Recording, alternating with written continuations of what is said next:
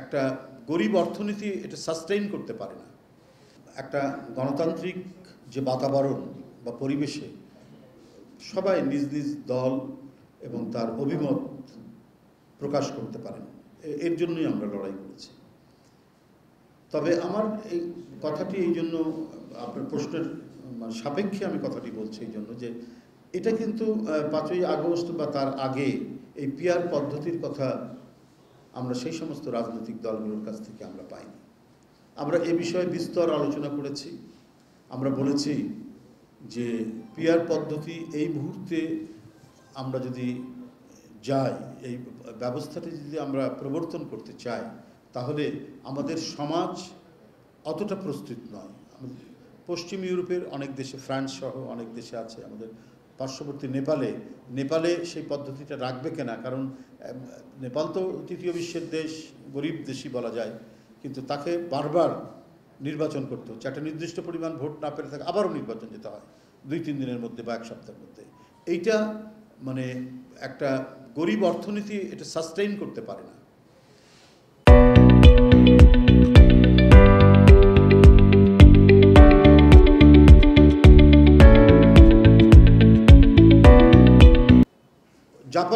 জাপানেও কিন্তু পূর্ণাঙ্গ পিআর পদ্ধতি নেই।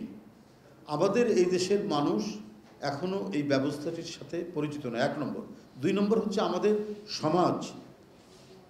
সমাজ ওই স্তরে নেই যে স্তরে পশ্চিম ইউরোপের সমাজ দীর্ঘদিনের গণতান্ত্রিক তাদের যে চিন্তা চেতনার মধ্যে দিয়ে, তাদের যে চর্চার মধ্যে দিয়ে যে পর্যায়ে এসছে, আমাদের তো সেই পর্যায়ে আসেনি। আমরা স্বাধীনতার পর থেকে অনেকবার বাধাগ্রস্ত হয়েছে, বাকশাল হয়েছে, এরশাদের সামরিক আইন হয়েছে, আবার 16 বছরের নতুন ফ্যাসিবাদ আমরা দেখলাম।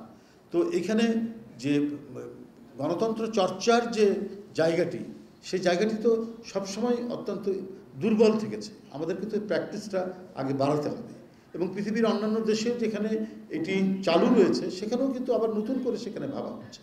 তো হঠাৎ করে এটি যদি আমরা এখন প্রবর্তন করতে যাই, তাহলে এক ধরনের জটিলতা তৈরি হবে, এবং আমার মনে হয় যে এখন যারা এই কথাটি বলছেন, সেটা আমার মনে হয় যে এক ধরনের জটিলতা তৈরি করা ছাড়া আর অন্য কোনো উদ্দেশ্য আছে বলে আমরা মনে করি না। এটা যদি দীর্ঘদিনের একটা দাবি হতো, যেমন বৈষম্য বিরোধী ছাত্র আন্দোলনে কোটার বিরুদ্ধে তারা আন্দোলন করেছেন, আমরা সেটি শুনে এসেছি, এটা নিয়ে অনেক আলোচনা হয়েছে অভ্যস্ত।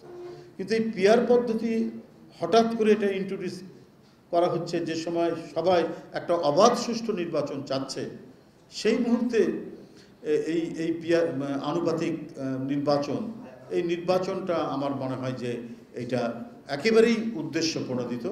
এর মধ্যে আমার মনে হয় যে অন্তর্গত কোনো স্বচ্ছতা নেই।